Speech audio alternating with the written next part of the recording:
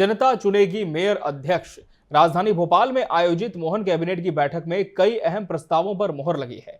Cabinet ने नगरीय निकायों में महापौर और अध्यक्षों के चुनाव को प्रत्यक्ष कराने का प्रस्ताव मंजूर किया। आपको बता दें कि इसके पहले ये चुनाव अप्रत्यक्ष तरीके से होते थे। ये फैसला स्थानीय प्रशासन को मजबूत करने और जनता की सीधी भागीदारी बढ़ाने के उद्देश्य से लिया गया है। बैठक में 17 सितंबर से 2 अक्टूबर तक चलने वाले सेवा पर्व अभियान पर विस्तृत चर्चा हुई। इस अभियान के तहत राज्य स्तर पर सामाजिक सेवा, स्वच्छता और जनकल्याण गतिविधियों को बढ़ावा दिया जाएगा। कैबिनेट ने अभियान के लिए आवश्यक बजट और योजनाओं को मंजूरी प्रदान की। इसके साथ ही युवाओं के लिए रोजगार सृजन, कौशल विकास और किसानों के लिए कृषि ऋण तथा समर्थन मूल्य से जुड़े प्रस्तावों पर विचार विमर्श किया गया। हालांकि विशिष्ट नई योजनाओं की घोषणा अभी स्पष्ट नहीं हुई, लेकिन राज्य के समग्र विकास, प्रशासनिक सुधारों और निवेश को प्रोत्साहन देने वाले कई प्रस्तावों को हरी झंडी दी गई। आपको बता दें, कैबिनेट बैठक के बाद कैबिनेट मंत्री कैलाश विजयवर्गीय ने इस पर जानकारी दी है। क्या कुछ कहा है कैबिनेट मंत्री कैलाश विजयवर्गीय ने, आपको सुनाते हैं।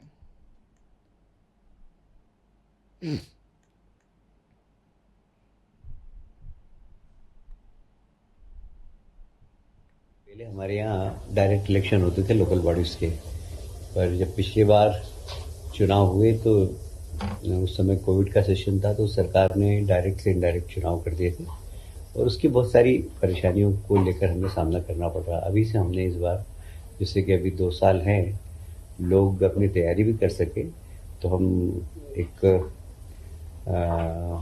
बिल ला रहे हैं, यहाँ पर अध्यादेश ला रहे हैं अभी, कि अगला चुनाव जब भी होगा, जब डायरेक्ट इलेक्शन होंगे, और डायरेक्ट इलेक्शन होंगे तो उसमें अध्यक्ष को यदि अविश्वास लाना हो तो वो सारी प्रक्रिया जो डायरेक्ट इलेक्शन की थी वो पूरी की पूरी लागू हो गई, जिसमें 3/4 पार्षदों को लिख कर देना, फिर खाली कुर्सी, भरी कुर्सी का चुनाव और फिर जनता के द्वारा उसको हटाने की प्रक्रिया, ये सब प्रक्रिया होगी। इसलिए अभी से यह संशोधन हमने कर दिया है कि अगला चुनाव सीधे चुनाव की पद्धति से होंगे, जिससे लोग अपनी तैयारी भी कर सकते हैं। अभी 2 साल है, क्योंकि डायरेक्ट इलेक्शन लड़ना मतलब एक मिनी विधानसभा और मिनी लोकसभा के चुनाव हो जाते।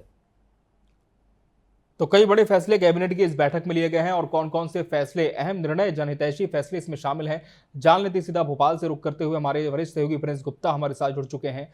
प्रिंस जी, जिस तरह से कैबिनेट की बैठक में लगातार फैसले मोहन सरकार लेती रही है, अब एक और बड़ा फैसला आया है कि मेयर अध्यक्ष का जो चुनाव है वो प्रत्यक्ष प्रणाली से हो गया।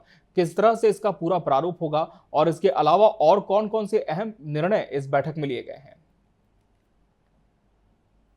जी बिल्कुल, बहुत ही महत्वपूर्ण और जरूरी कैबिनेट बैठक आज थी, जिसमें सबसे महत्वपूर्ण और अहम प्रस्ताव लाया गया है कि नगर निगम और नगर परिषद के जितने भी अध्यक्ष होंगे उनका निर्वाचन अब आम जनता करेगी। जैसा कि पहले पार्षद चुनते थे अपने निगम अध्यक्ष और नगर परिषद के अध्यक्ष को, महापौर को अब जनता चुनती थी, लेकिन अब चुनती है अभी भी, लेकिन सिर्फ नगर निगम और नगर परिषद के अध्यक्ष को पार्षद के जरिए चुना जाता था। तो अब इस प्रस्ताव को लाकर निश्चित तौर पर एक लोकतांत्रिक प्रणाली वापस से बहाल करने की बात नगरीय निकाय के चुनाव में की जा रही है। और निश्चित तौर पर उसमें यह भी होगा कि जब इनको हटाना होगा नगर परिषद के अध्यक्ष को या नगर निगम के अध्यक्ष को, तो उनको हटाने के लिए भी जो जनतांत्रिक प्रणाली है, जनता की प्रणाली है, उसके जरिए ही उनको हटाया जा सकेगा। यानी कि जब बहुमत नहीं होगा तो उनको हटा दिया जाएगा और क्रॉस वोटिंग होगी। तो निश्चित तौर पर कहीं ना कहीं एक बात ये सामने आती है कि कमलनाथ सरकार ने 2019 में जो ये सीधी प्रत्यक्ष प्रणाली थी नगर निगम और नगर निकाय के जो अध्यक्ष हैं उनको चुनने की, उसको खत्म कर दिया था। पार्षदों को चुनने का अधिकार दे दिया था नगर निगम और नगर परिषद के अध्यक्ष का।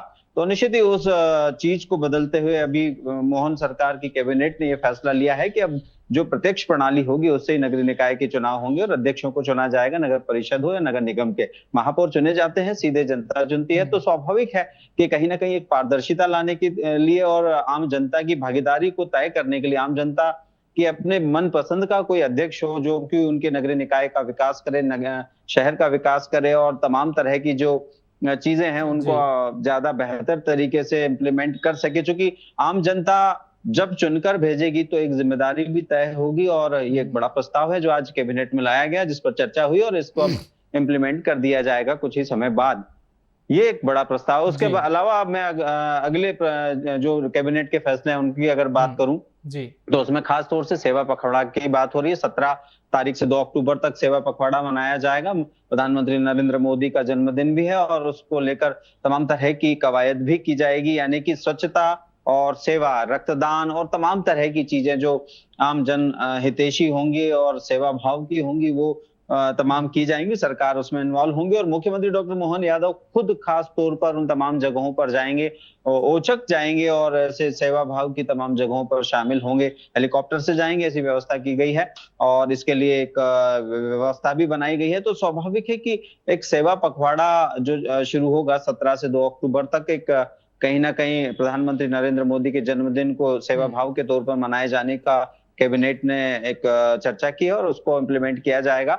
एक बगिया माँ के नाम का भी इम्प्लीमेंटेशन किया जाएगा, उसके लिए भी तमाम व्यवस्थाएं तय की गई हैं। उस पर चर्चा हुई है कि ज्यादा से ज्यादा पर्यावरण संरक्षण को लेकर पेड़ लगाए जाएं और निश्चित तौर पर पहले एक पेड़ लगाया जाता था, अब एक बगिया बनाई जाए और उसको सब लोग सामूहिक रूप से डेवलप करें। तो इस पर भी कैबिनेट ने एक महत्वपूर्ण फैसला लिया है। और दूसरा, प्रदूषण को रोकने के लिए भी एक खास फैसला लिया गया है कि BS1 और BS2 गाड़ियों का जो प्रदूषण पैदा करती हैं उसको स्क्रैप वाली संस्थाओं को दी जानी है। मतलब अब ऐसी गाड़ियों को हटाए जाने को लेकर भी चर्चा हुई है और उन गाड़ियों को हटाने के बाद कुछ बेहतर और अच्छी गाड़ियों को लाने की कवायद की जाएगी। उसमें नगर निगम की जो बसेज हैं उसको लेकर भी बात हुई है कि EV बसें चलाई जाएंगी। उसके अलावा आम जनता को भी B1, B2, BS2, BS1, BS2 तरह की जो व्हीकल्स है उनको हटाने की, स्क्रैप में डालने की बात की गई है। तो स्वाभाविक है कि ऐसे कई जनहितैषी और